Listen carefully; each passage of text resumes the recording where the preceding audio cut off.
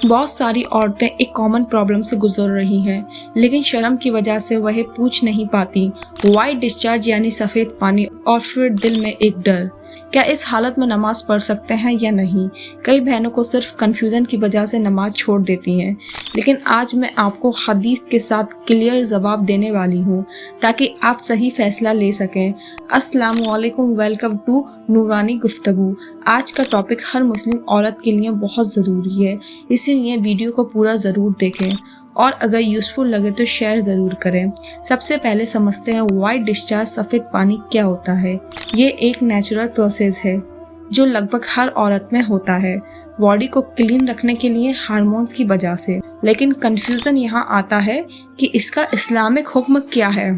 اب سب سے امپورٹنٹ سوال، کیا وائٹ ڈسچارج میں نماز پڑھ سکتے ہیں؟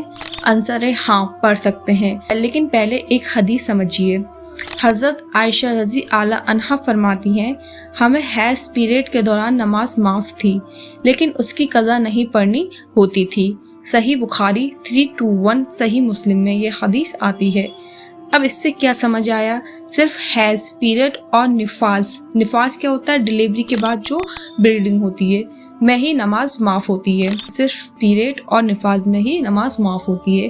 لیکن وائٹ ڈسچارج سفید پانی نہ تو حیض ہے اور نہ نفاس ہے، اسی لیے اس میں نماز چھوڑنا صحیح نہیں ہے۔ ہاں، ایک ضروری بات، وائٹ ڈسچارج کو نجاست مانا جاتا ہے، اس سے وضو ٹوٹ جاتا ہے، اسی لیے ہر وائٹ ڈسچارج کے بعد نیا وضو کر کے نماز پڑھنی ہوگی۔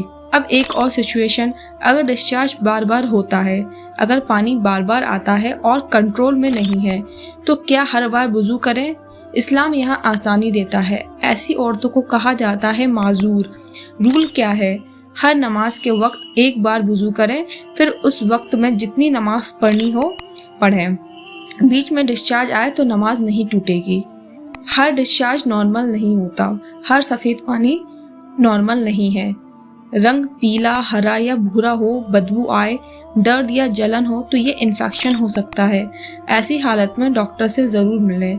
کئی بہنیں یہ غلطی کرتی ہیں، وائٹ ڈسچارج میں نماز چھوڑ دیتی ہیں، صحیح جانکاری نہیں لیتی، شرم کی وجہ سے پوچھتی نہیں ہیں۔